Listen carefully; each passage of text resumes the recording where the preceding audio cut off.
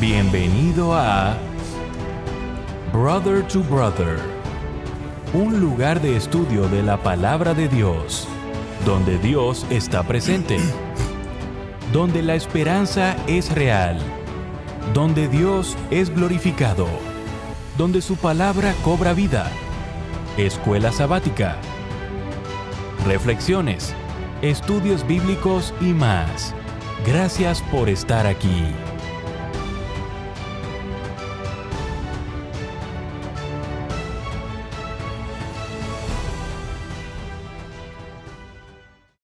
Muy bienvenidos a su programa Brother to Brother. Les saluda Gerson Anaya una vez más, agradecido con Dios y agradecido con ustedes porque me han acompañado una semana más a poder estudiar todos juntos.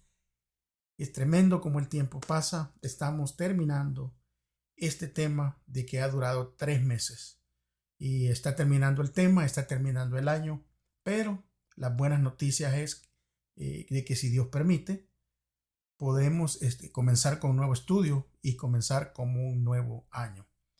Agradecido mucho con Dios porque Él hasta aquí, Él es el que nos ha traído, es el que nos ha cuidado, nos ha guiado y nos ha dado los medios por los cuales grabamos y los cuales compartimos con todos ustedes. Hermanos, gracias porque se han suscrito, amigos, gracias porque se han suscrito, porque han dejado sus likes, porque comparten la lección, sobre todo con aquellas personas que tal vez no tienen un conocimiento de Dios. Compártanlas con ellos, es muy importante. Bueno, vamos a pedir la dirección de nuestro Dios para poder así empezar en este estudio que está muy bueno. Acompáñenme. Señor, una vez más, venimos ante usted al terminar este estudio que ha durado 3 meses, Señor. Hemos sentido su dirección, hemos mirado, Señor, la mano suya a través de cada tema. Pero también, Señor, hemos podido decir de que este año ha sido un año difícil para muchos. Este año ha sido un año tal vez con muchos retos, dificultades, pérdidas. Pero, Dios mío, queremos poner a todas esas personas que tal vez no le conocen y no tienen esa esperanza de la resurrección, a que lleguen a conocerle a usted, Señor. Porque sabemos que los tiempos se pondrán más difíciles día tras día. Mientras más se acerca su segunda venida, el enemigo se va a enojar con todos sus hijos y tratará de engañarlos. Y es por eso que estamos aquí, para poder aprender y prepararnos, Señor. Pero queremos también compartir este mensaje con aquellos que no le conocen. Bendiga, Señor, su palabra hasta donde quiere que llegue a través de esta plataforma. Guíenos, sea usted el maestro principal. Ayúdenos, Señor, a poder entender, a poder retener, pero sobre todo a poder practicar. En el nombre de Jesús. Amén. Muy bien, mis amigos, como ya les dije, estamos terminando con estas lecciones. 3 meses, esta fue muy especial porque tuvo 14 temas. Damos gracias a Dios porque Él siempre se ha mostrado a través de su palabra y a través del estudio. Sabe que hoy en día se acostumbra, ¿verdad?, a hacer las cosas lo que le llaman remanufacturadas. Agarran una cosa que tal vez estaba seminueva, la limpian, la arreglan, le meten en una caja y la venden como una pieza remanufacturada o como un aparato remanufacturado. Aquí en Estados Unidos se acostumbra mucho ese tipo de cosas, ¿verdad? De que le venden algo remanufacturado y usted en muchas ocasiones no va a poder ver la diferencia entre lo nuevo y lo que ha sido remanufacturado. Porque le cambian en muchas ocasiones lo que es las cosas exteriores, aunque los componentes adentro sean los mismos, y lo revenden como algo remanufacturado y usted lo puede utilizar, pero no es nuevo. Sin embargo, el tema del que vamos a hablar esta semana, Jesús mismo en su palabra dijo, ¿verdad? Yo hago nuevas todas las cosas. Busque allí, por favor, en su Biblia, Y recuérdense que tienen que tener su lección, su Biblia, algo que apuntar. Apocalipsis 21:5. Y dice de esta manera: y el que estaba sentado en el trono dijo: he aquí, yo hago nuevas todas las cosas. Y me dijo: escribe, porque estas palabras son fieles y son verdaderas. Apocalipsis 21:5. Las escrituras nos dan a nosotros esperanza, pero nosotros esperamos según, ¿verdad?, sus promesas: cielos nuevos y tierra nueva, y una nueva en las cuales mora únicamente Dios con su justicia. Sin embargo, para algunos, la promesa de un cielo nuevo y una tierra nueva, como lo menciona el libro de Apocalipsis, para algunos, fíjese bien, parece una cosa de fantasía. Parece como fueran historias contadas por los poderosos, ¿verdad?, que utilizaron la esperanza para poder así controlar, ¿verdad?, a las personas, para mantenerlas bajo el control. Pero la idea es, aunque ahora sea duro para nosotros, un día tendremos nuestra recompensa en el cielo. Aunque algunos han usado de esa manera la esperanza futura que la Biblia presenta, ese abuso no cambia la verdad de las promesas que tenemos con respecto a los cielos nuevos y a la tierra nueva. Segunda de Pedro 3, ¿verdad?, del 3 al 7, y habla claramente que habrán burladores que van a ridiculizar la palabra de Dios y la esperanza. Dice el versículo 3 de segunda de Pedro 3, versículo 3 en adelante: ante todo deben saber que en los últimos días vendrá gente burlona, que siguiendo sus malos deseos se reirán y dirán: ¿qué hubo de esa promesa de su venida? Nuestros padres murieron y nada ha cambiado desde el principio de la creación. Pero intencionalmente olvidan que desde a los antiguos tiempos fue por la palabra de Dios existía ahora el cielo y también la tierra, que surgió del agua y mediante el agua. Que por la palabra y el agua el mundo de aquel entonces pereció inundado. Y ahora por esa misma palabra el cielo y la tierra están guardados para el fuego y reservados para el día del juicio y de la destrucción de los impíos. Pero sus burlas, tal como se predijo, podrían considerarse una prueba más de que lo que dice la Biblia es verdad, porque se burlan tal y exactamente como la misma palabra de Dios lo había predicho. Durante esta semana nosotros vamos a reflexionar sobre la gloriosa promesa de un cielo nuevo y una tierra nueva, incluyendo el templo celestial, la presencia de Dios, el fin de la muerte y las lágrimas y el triunfo definitivo del amor de Dios. Vamos a darle vuelta a la paginita y vamos a ir a el día domingo. Y el día domingo justamente habla de un cielo nuevo y una tierra nueva. Para algunos seguidores de la filosofía griega, la idea de que algo sea físico significa que es malo. Por eso, para ellos es inconcebible pensar en un cielo real con personas reales en el futuro. Este tipo de pensamiento, para que sea cielo y para que sea bueno, debe de estar en un estado puramente espiritual, libre de las manchas que se encuentran en este mundo físico. Ellos también afirman que si algo es material, no puede ser espiritual. Y si algo es espiritual, no puede ser material. En cambio, la Biblia habla del cielo en términos concretos, pero sin las limitaciones que impone la presencia del pecado. Porque es el pecado el que los limita a veces a entender muchas cosas. Hay un mensaje primordial en los pasajes que vamos a leer. Busque allí Isaías 65, leeremos versículo 17 al 19. Y dice el versículo 17: Miren, estoy creando cielos nuevos y una tierra nueva, y nadie volverá ni siquiera a pensar en los anteriores. Alégrense, regocíjense, para que siempre en mi creación. Y miren, yo crearé una Jerusalén que será un lugar de felicidad, y su pueblo será fuente de alegría. Me gozaré por Jerusalén y me deleitaré en mi pueblo, y el sonido de los llantos y los lamentos jamás se oirá en ella.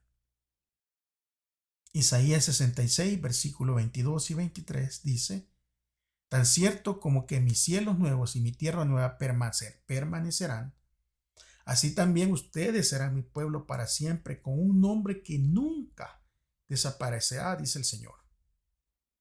Toda la humanidad vendrá a adorarme semana tras semana y mes tras mes. Y segunda de Pedro capítulo 3 y versículo 13 dice: Pero nosotros esperamos con entusiasmo los cielos nuevos y la tierra nueva que Él prometió, un mundo lleno de la justicia de Dios. Y Apocalipsis 21, el apóstol Juan, en esa visión maravillosa, en el versículo 1 al 5 dice que entonces vi un cielo nuevo y una tierra nueva, porque el primer cielo y la primera tierra habían desaparecido y también el mar. Y vi la ciudad santa, la nueva Jerusalén, que descendía del cielo desde la presencia de Dios, como una novia hermosamente vestida para su esposo. Oí una fuerte voz que salía del trono y decía: Miren, el hogar de Dios ahora está entre su pueblo. Él vivirá con ellos y ellos serán su pueblo. Dios mismo estará con ellos. Él les secará toda lágrima de los ojos, y no habrá más muerte, ni tristeza, ni llanto, ni dolor. Todas esas cosas ya no existirán más. Y el que estaba sentado en el trono dijo: Miren, hago nuevas todas las cosas. Entonces me dijo: Escribe esto, porque lo que digo es verdadero y digno de confianza. Como acabamos de leer, el libro de Isaías brinda vislumbres interesantes sobre cómo habría sido la tierra si Israel como nación hubiera permanecido fiel a su pacto con Dios. Todo el entorno, con sus diversas expresiones de vida, habría crecido cada vez más y más hacia el plan original de Dios. Es decir, previo a la entrada del pecado, es como esto era hermoso. Sin embargo, ese plan no se materializó de la manera esperada. Luego de que el hombre cayera, se estableció un nuevo plan, pero ahora por medio de la iglesia, compuesta por judíos y gentiles de todas las naciones. Por lo tanto, debemos releer las profecías de Isaías desde la perspectiva ahora de la iglesia. Está viendo, antes el plan se le entregó a Israel. Ahora Israel falló en ese plan. ¿Y cómo falló? Ahora el plan se está dando a través de todos que componen la iglesia.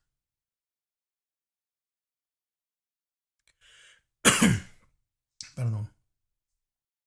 En la Biblia se llama a la herencia de la bienaventurada patria. Perdón. Se le llama a esto, ¿verdad? A la herencia que vamos a recibir, una patria. En esa patria, el pastor divino conduce a su rebaño a los manantiales de aguas vivas, a el árbol de vida, ese árbol que da fruto cada mes, y las hojas del árbol son para la utilidad de las naciones. Allí hay corrientes que emanan eternamente, claras como el cristal, al lado de las cuales se mecen árboles que echan sombra sobre los renderos preparados. ¿Para quiénes? Para todos los que seamos redimidos del Señor. Y allí habrá unos planicies que alternarán con bellas colinas y las montañas de Dios se elevan, ¿verdad?, majestuosamente en todas las cumbres. Y en esas pacíficas llanuras al borde de corrientes vivas, el pueblo de Dios que por tanto tiempo anduvo peregrino errante, encontrará por fin, ahí encontrará su hogar. Saben que muchos actores seculares que no tienen la esperanza de la eternidad como eh, la presentan las escrituras, han lamentado la falta de sentido de la existencia humana. Aunque están equivocados en cuanto al futuro, porque es difícil alegar en contra de su argumento sobre el sinsentido de la vida sin una esperanza futura. Porque eso es lo que ofrece, ¿verdad? Los científicos, la ciencia. Ofrece algo que termina con la muerte. No ofrece esa esperanza que Dios ha dejado como promesa en su palabra de un cielo nuevo y una tierra nueva. El día lunes habla del templo de Dios. Algunos hablan del cielo propiamente dicho como el santuario de Dios. Pero el libro de Apocalipsis alude a un santuario, a un templo específico dentro de la Nueva Jerusalén, donde se encuentra el trono de Dios y el mar de vidrio. Usted puede leer esas escrituras de Apocalipsis 4, de 2 al 6, 7, del 9 al 15 y 15, del 5 al 8, y usted va a encontrar en donde Dios habla, ¿verdad? Y se describe ese templo dentro de la Nueva Jerusalén, donde específicamente está el trono de Dios y el mar de vidrio. Allí es donde la gran multitud de santos de todas las naciones, de todas las tribus, de todos los pueblos y lenguas, van a adorar a Dios para siempre, de acuerdo a Apocalipsis 7, 9 al 17. Miren lo que dice claramente. Después de esto, vi una enorme multitud de todo pueblo y de toda nación, tribu y lengua, que era tan numerosa que nadie podía contarla. Estaban de pie delante del trono y delante del Cordero, vestían túnicas blancas y tenían en sus manos ramas de palmeras. Y gritaban con gran estruendo: la salvación viene de nuestro Dios, que está sentado en el trono y del Cordero. Y todos los ángeles estaban de pie alrededor del trono y alrededor de los ancianos y de los 4 seres vivientes, y se postraron rostro en tierra delante del trono y adoraron a Dios, cantando: amén, la bendición y la gloria y la sabiduría y la acción de gracias y el honor y el poder y la fuerza pertenecen a nuestro Dios por siempre y para siempre. Amén. Entonces, uno de los 24 ancianos me preguntó: ¿quiénes son estos que están vestidos de blanco? ¿De dónde vienen? Y yo les contesté: tú eres quien lo sabe, Señor. Entonces él me dijo: estos son los que murieron en la gran tribulación, han lavado y blanqueado sus ropas en la sangre del Cordero. Por eso están delante del trono de Dios y le sirven de día y de noche, ahí en su templo. Y aquel que está sentado en el trono les dará refugio. Claramente podemos ver aquí el trono de Dios que se menciona. Apocalipsis 21, versículo 3 y versículo 22. Versículo 3 dice que oyó una fuerte voz que salía del trono y decía: miren, el hogar de Dios ahora está entre su pueblo. Él vivirá con ellos y ellos serán su pueblo. Dios mismo estará con ellos. Versículo 22 dice: no vi ningún templo en la ciudad, porque el Señor Dios Todopoderoso y el Cordero son el templo. Ahora, ¿cómo podemos nosotros armonizar la descripción de la gran multitud de los redimidos que sirve a Dios día y noche en su templo con la afirmación que acabamos de leer del libro de Apocalipsis 7:15, perdón, 21:22, que dice con la afirmación de que Juan no vio ningún templo en la Nueva Jerusalén. El santuario o templo celestial siempre ha sido el lugar donde las huestes celestiales adoran a Dios. Pero con la aparición del pecado, ese santuario se convirtió también en el lugar donde se ofrece la salvación a la humanidad. Recuérdense que ahora ese santuario es donde el Señor Jesús está intercediendo por nosotros. Ahora, cuando termine el problema del pecado, ese santuario celestial retornará nuevamente a su función original, que es el templo de adoración. En Apocalipsis 21-22, Juan, el que miró esta revelación, informa que ya no vio un templo en la ciudad, porque el Dios Todopoderoso y el Cordero son su templo. Ahora, ¿qué significa? O sea, ¿qué significa eso de que ya no hay una casa de Dios donde sus criaturas pueden ir a tener una comunión especial con Él? O sea, ¿será que eso significa que ya no hay un lugar de adoración para Dios? De ninguna manera. El libro de Apocalipsis presta especial atención al ser que recibe adoración y a quienes lo adoran. Esta adoración celestial se centra en Dios y en el Cordero. ¿Está viendo? Como siempre y como debe de ser, es que se tiene que centrar la adoración en Cristo Jesús. Es que hasta aquí se mira, ¿verdad? De que, claro, el templo de Dios es importante.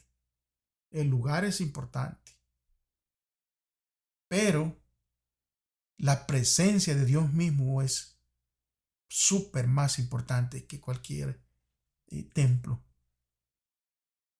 Porque la adoración se debe dirigir y se debe centrar a Dios y al Cordero.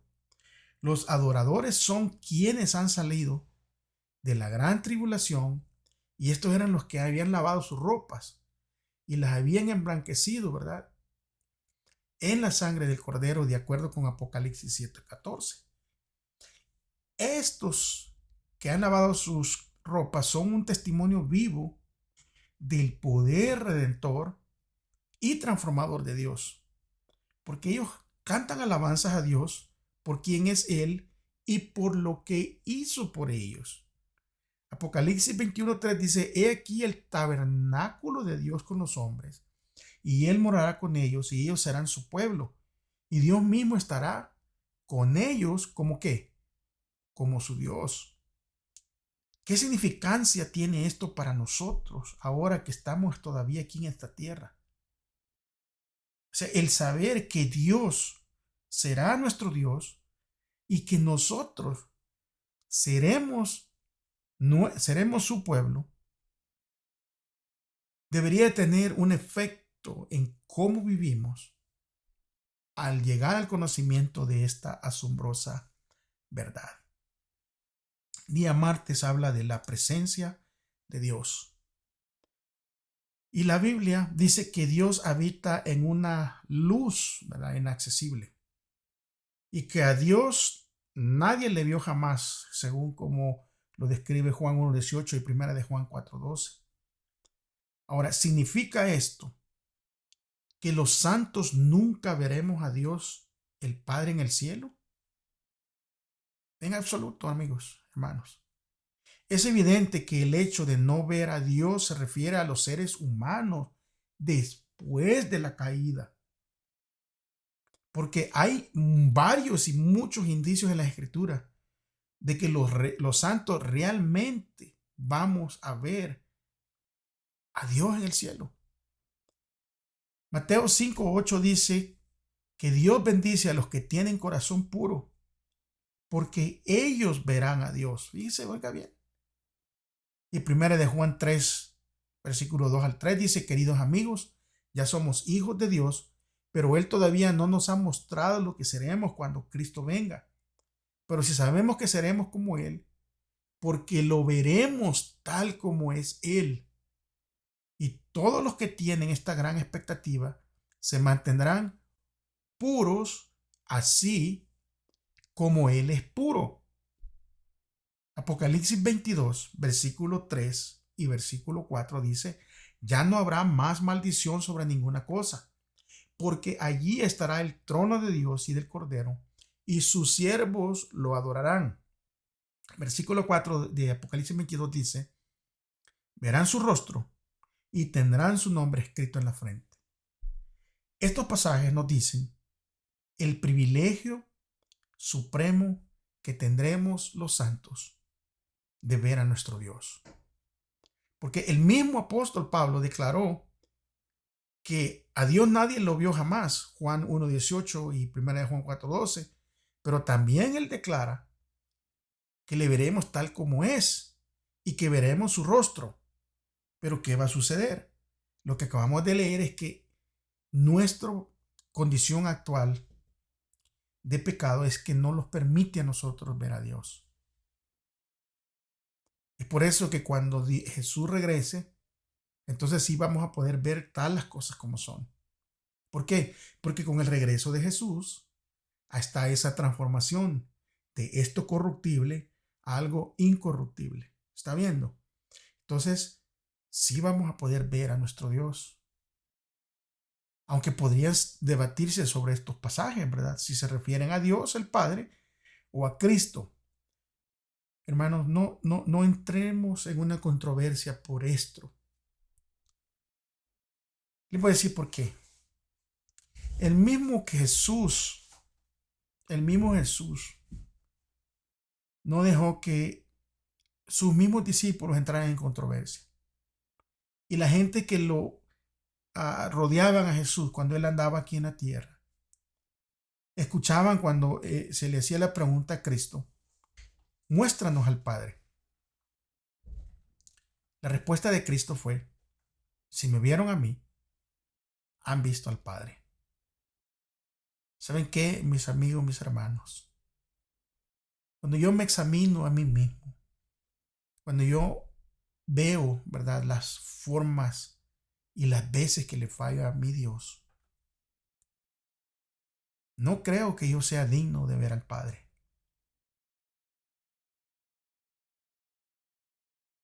Ni siquiera digno de ver a Cristo. Pero es gracias a su misericordia, gracias a su gracia y a su misericordia y a su sacrificio, de que todos los que hemos confiado en Cristo le vamos a poder ver. Porque ahora hay dudas, pero todas las dudas se desvanecen a la luz de la propia declaración de Cristo, que dijo en Mateo 5:8, bienaventurados los de limpio corazón, porque ellos verán a Dios.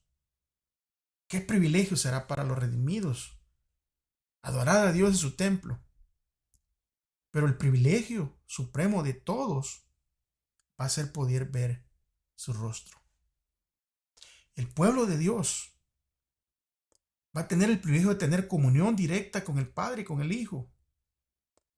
Ahora dice 1 Corintios 13:12 que vemos en un espejo confusamente. Y cuando el apóstol escribe acerca allí, ¿verdad?, de que ahora miramos como a través de un espejo, es porque en los tiempos que él escribe en 1 Corintios 13:12, en el tiempo que él está escribiendo esto, los espejos no eran como son ahora. Porque ahora las imágenes que reflejan los espejos son idénticas. Pero en aquel tiempo que él está escribiendo esto, los espejos eran pedazos de metal que les sacaban brillo, imagínense. Y con imperfecciones, porque no había el tipo de metales que ahora hay, de maquinarias para hacerlo de la manera que los hacen. Y es por eso que él puede escribir, dice que ahora vemos en un espejo confusamente, porque se miraba nublado. Pero cuando Cristo regrese podremos ver claramente.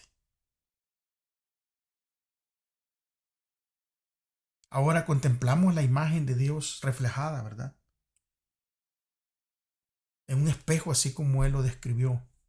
medio nublado. Pero a veces miramos también la imagen de Dios en las obras de la naturaleza y sus tratos con los hombres. Pero en aquel día le miraremos cara a cara sin velo que oculte el rostro de Dios. Porque estaremos en su presencia y contemplaremos su gloria y podemos mirar su rostro. Ahora vamos a mirar unos versículos que vincula, ¿verdad?, la pureza y el hecho de ver a Dios. Primera de Juan 3:3 dice: los de limpio corazón verán a Dios. El que verá a Dios se purifica a sí mismo, así como Él es puro. Este versículo de Primera de Juan 3:3 es importante, porque no todos van a ver a Dios. Si nuestro corazón no está limpio, no podremos ver a Dios. Pero para que nuestro corazón esté limpio, tenemos que purificarnos, dice allí mismo, así mismo como Él es puro. O sea, la otra declaración en la Biblia es, ¿verdad?, sed santos como yo soy santo, dice el Señor. Y a eso se está refiriendo aquí. Lo que estos versículos nos revelan es que Dios debe hacer una obra en nosotros hoy mismo, que nos va a ayudar a prepararnos para poder estar en el cielo. Ahora, es definitivamente que la muerte de Jesús es la que nos garantiza el derecho al cielo y que pasaremos por un proceso de purificación aquí y ahora, que nos ayudará a prepararnos para estar en nuestro hogar eterno. Y ese centro del proceso de purificación es la obediencia a su palabra, gracias a la obra del Espíritu Santo en nosotros. Es que hermanos, esto es tremendo lo que estamos aprendiendo aquí. ¿Queremos ver a Dios? Claro que lo queremos ver. Entonces limpiemos nuestro corazón. ¿Cómo lo vamos a limpiar? Porque a veces es difícil, porque a veces no entendemos, a veces no tenemos la sabiduría, no tenemos la fuerza, a veces nos ganan ciertas cosas. Pero es Jesús el que nos garantiza el derecho al cielo, y después de nosotros aceptarles, a tomar esa garantía, aceptándolo a Él como nuestro Redentor, bautizándonos, empieza nuestro proceso de santificación. Y ese proceso de santificación es aquí, no es en el cielo. Aquí es el proceso. Pero para que ese proceso de purificación avance o se dé inicio o haya, que tenga un efecto en nuestra vida, tenemos que ver que la obediencia es clave, principal. Obediencia a la palabra de Dios, que va a ser dirigida, ¿verdad?, por el Espíritu Santo en nosotros. Primera de Pedro 1:22 dice: al obedecer la verdad, ustedes quedaron limpios de sus pecados. Por eso ahora tienen que amarse unos a otros como hermanos, con amor sincero. Ámense profundamente de todo corazón.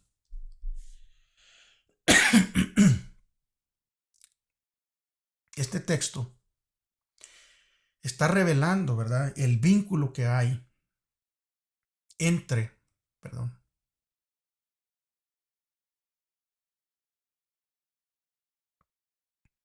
el vínculo que hay entre la obediencia mediante el Espíritu Santo y la purificación. O sea, que están conectados.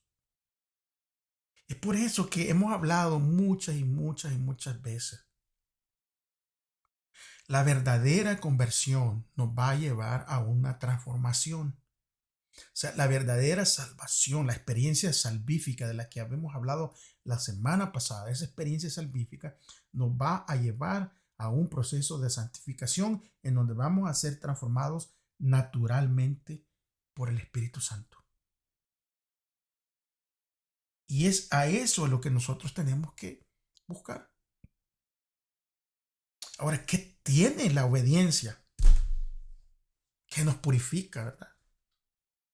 Específicamente, o sea, ¿qué es lo que contiene? Porque el apóstol Pablo dice que, Pedro, dice que se manifestará nuestra obediencia.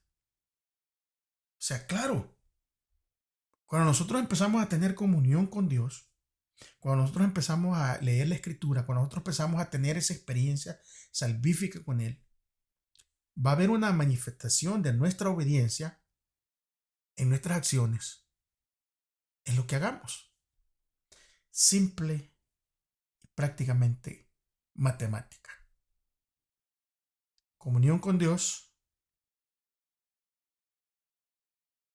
va a dar un resultado de obediencia, naturalmente. Vamos a pasar el día miércoles y el día miércoles nos habla de no más muerte ni lágrimas. Y creo que este es un tema un poco sensible, ¿verdad? Porque especialmente en los tiempos que hemos vivido desde esto ya casi 3 años que llevamos con esta pandemia en donde los seres humanos continúan muriendo día tras día. No ha parado. Lo que pasa es que ya no es una noticia que se venda y entonces muchas veces los noticieros optan por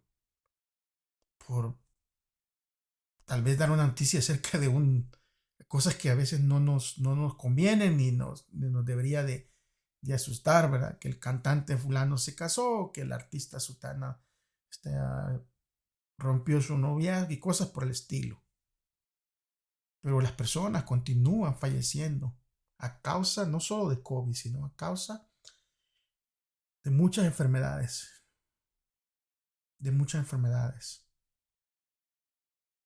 Y espero que Dios consuele sus corazones a aquellos que han perdido un ser querido.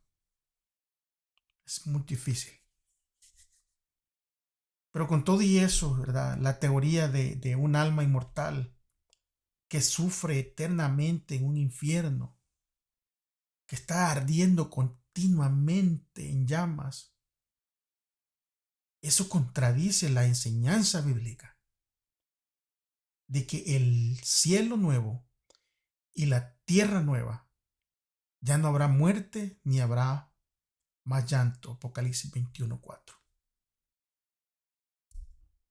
Porque si fuera cierta la teoría de un infierno eterno y ardiente, entonces la segunda muerte no podría erradicar el pecado ni a los pecadores del universo, sino que solo los pondría en un lugar, en un infierno, ¿verdad? Eterno de dolor y llanto.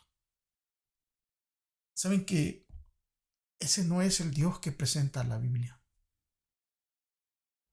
Porque el Dios de la Biblia es amor y aún en el castigo muestra su amor y extiende su misericordia, aniquilando, ¿verdad? Terminando para siempre.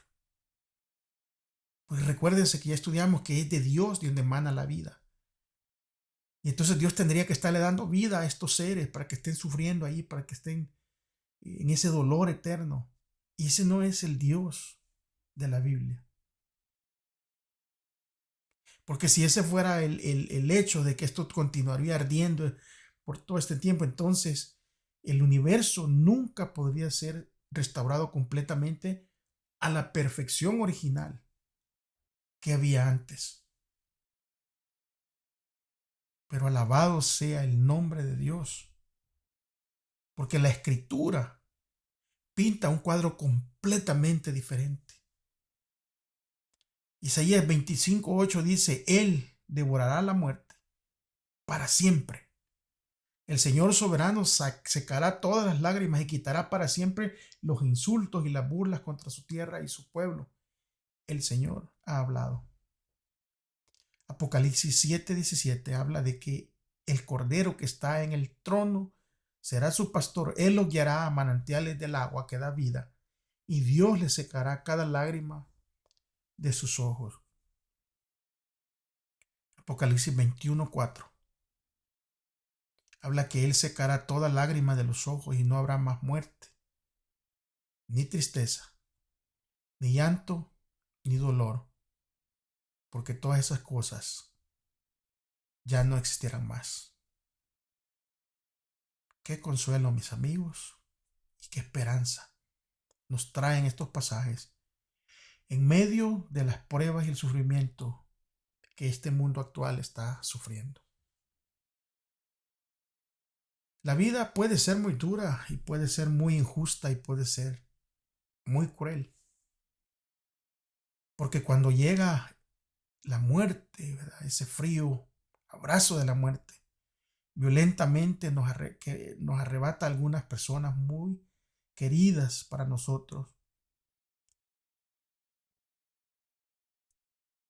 Es desgarrador.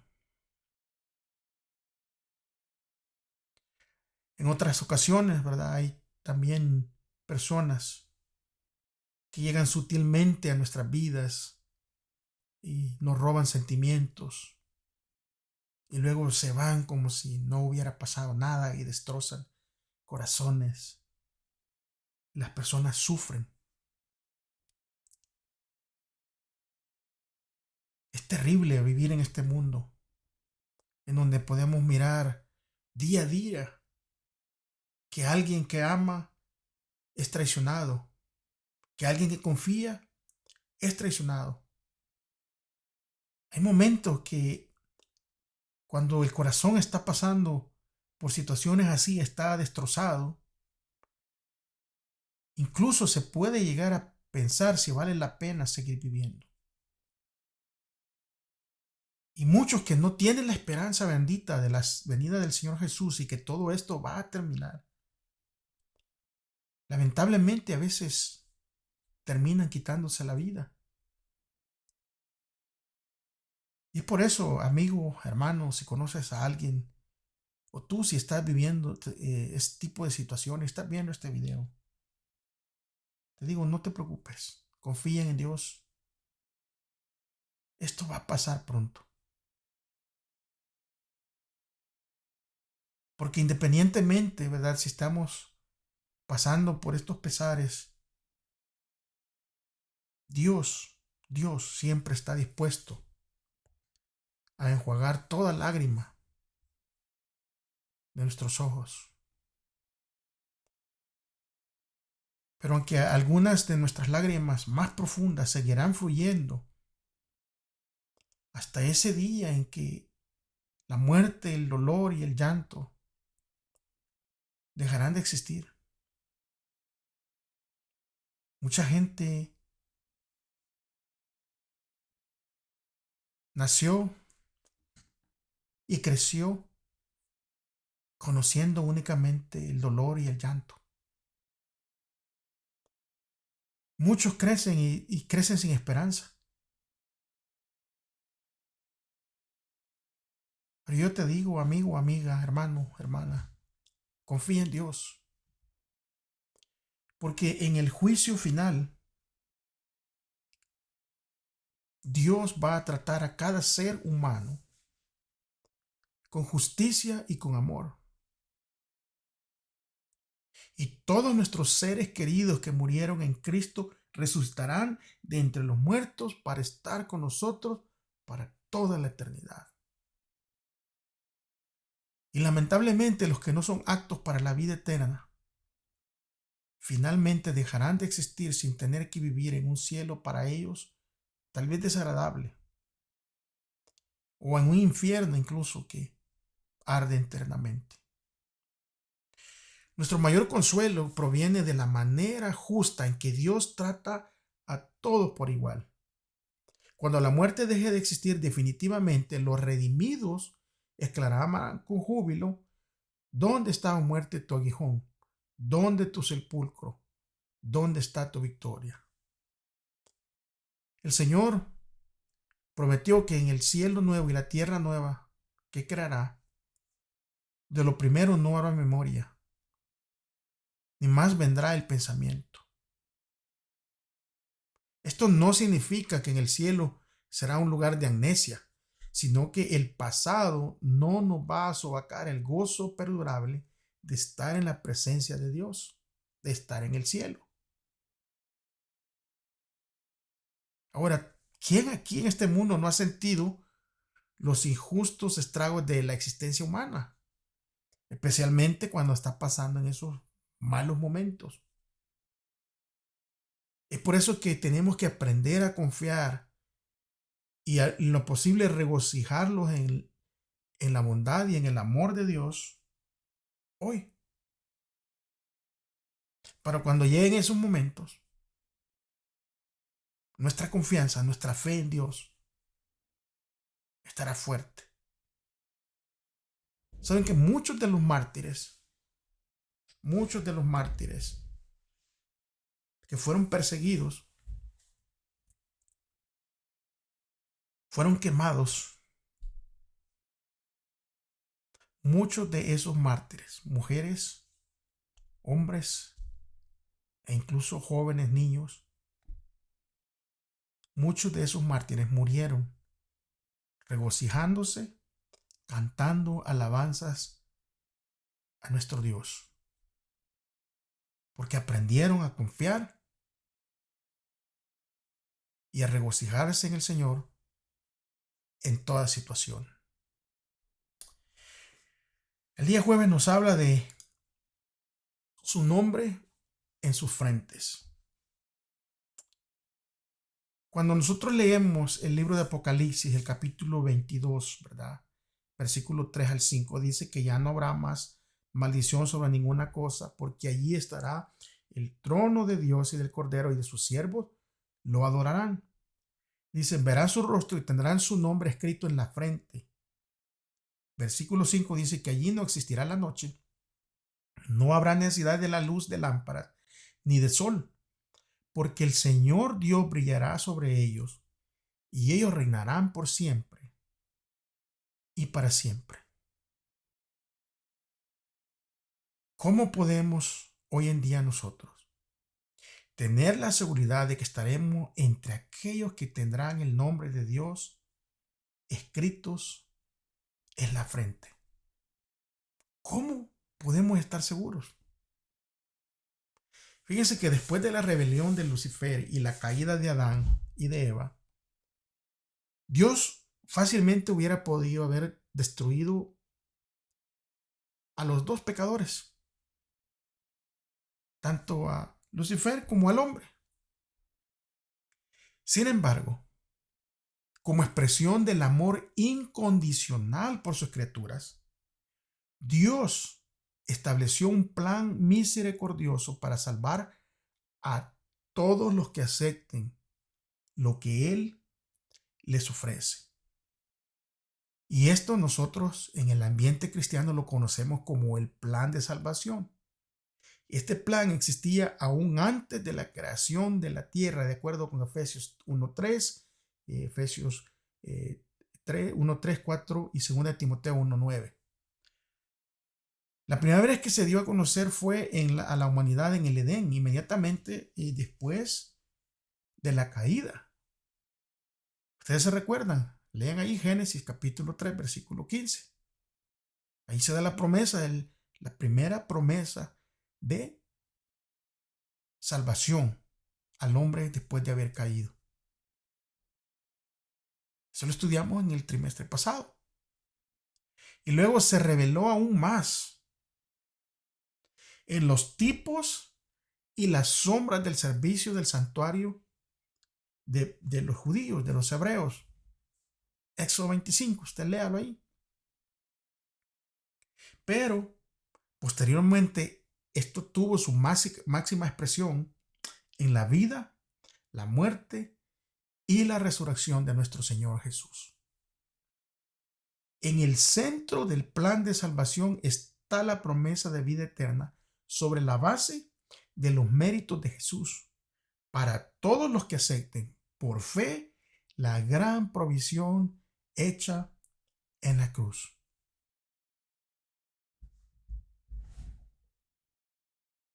Juan 3:16, ¿qué dice? Porque de tal manera amó Dios al mundo que dio a su Hijo unigénito para que todo que en Él crea no se pierda, mas tenga vida eterna. Es por los méritos de Jesús que esta salvación se ofrece a todos los que acepten por fe esta gran provisión que Dios está extendiendo hacia nosotros.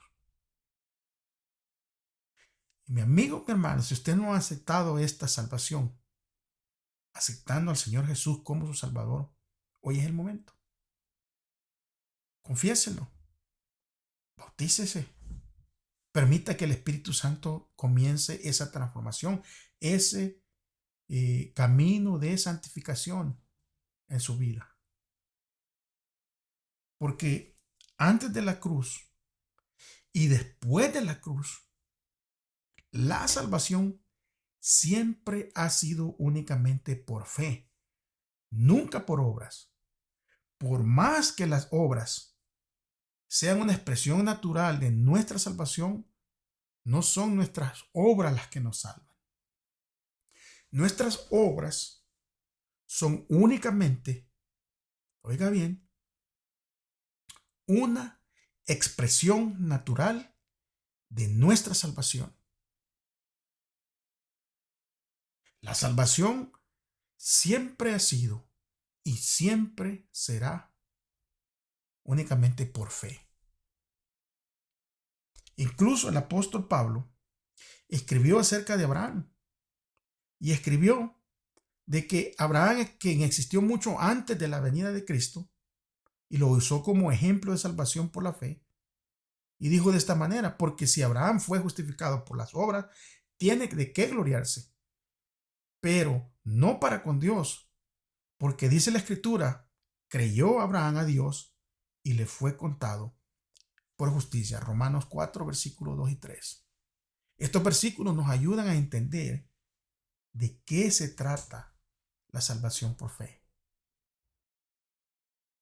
Porque la salvación por fe no es una emoción. El cristianismo no es una religión. El cristianismo es un estilo de vida de los discípulos de Cristo, que al aceptarlo se dejan impresionar por el Espíritu Santo y dirigir por el Espíritu Santo, que nos lleva a una obediencia.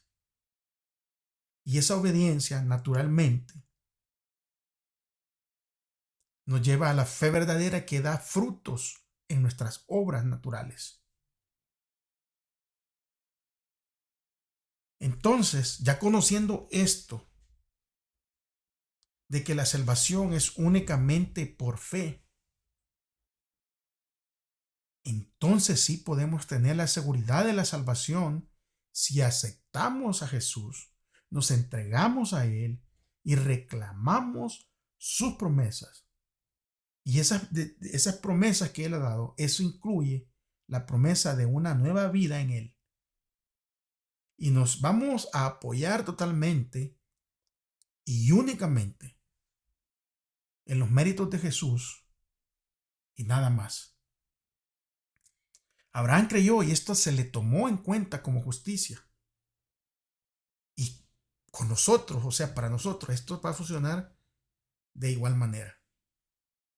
Por consiguiente, esto es lo que significa tener su nombre escrito en la frente. ¿Está viendo cómo, qué hermoso, cómo estas lecciones nos ayudan a comprender y a entender? Con un escrito está, que es llevar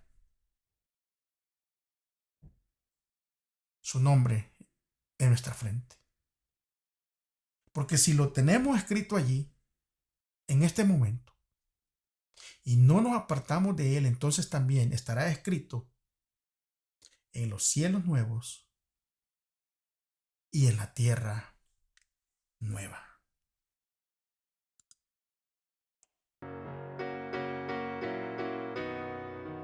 Allí estudiaremos la ciencia de Cristo, que fue esa maravillosa cruz. Y en el Cristo glorificado contemplaremos también al Cristo crucificado. Nunca nos olvidaremos que ese ser creador de innumerables mundos, ese ser que lo sostiene a través de la inmensidad del espacio, a ese al cual Dios le dice mi amado, o sea, a la majestad del cielo, a quien los querubines y los serafines resplandecientes se deleitan en adorar. Ese ser, ese mismo, se humilló para levantar al hombre caído. Es por eso que nosotros, cuando lleguemos al cielo, nunca olvidaremos que fue Él el que llevó nuestra culpa, que fue Él el que sufrió la vergüenza del pecado y sintió incluso el abandono, el ocultamiento del rostro de su Padre, cuando exclamó: Dios mío, ¿por qué me has abandonado? Hasta que la maldición de un mundo perdido como el mundo nuestro quebrantó su corazón y le arrancó la vida en la cruz del Calvario. O sea, qué hacedor de todos los mundos, el árbitro de todos los destinos, dejó su gloria y se humilló por amor al hombre, por amor a ti, por amor a mí. El hombre tendrá que admirar a Cristo en el universo, tendrá que adorarle por siempre. Este gran conflicto, amigos, hermanos, ha terminado. Pero la Escritura dice que ya no habrá más pecado ni pecadores, y que todo el universo estará limpio, y una misma armonía y un mismo júbilo habrá en todas las creaciones, del ser que todo lo que creó mana la vida, de luz y contentamiento por toda la extensión del espacio infinito, desde el átomo más imperceptible hasta el mundo más grande. Todas las cosas animadas e inanimadas declararán en su belleza inmaculada el gozo perfecto de que Dios es amor. Gracias, amigos, gracias, hermanos. Espero que al terminar este año ustedes hayan podido sentir, aún en momentos difíciles, aún en momentos oscuros, que ustedes puedan sentir la presencia de Dios. Los tiempos se irán poniendo más difíciles, pero no nos olvidemos que Dios ha prometido estar con nosotros hasta el fin. Nos vemos aquí la próxima semana, si es que Dios no ha regresado, con un nuevo tema y con un nuevo año, pero con el mismo Dios y a través de este mismo canal. Si Dios lo permite, aquí estaremos. Recuérdese, mi amigo, recuérdese, mi hermano, que si usted dice que ama a Dios, ¿cómo lo puede demostrar? Es amando a su prójimo. Que el Señor les bendiga. Hasta la próxima.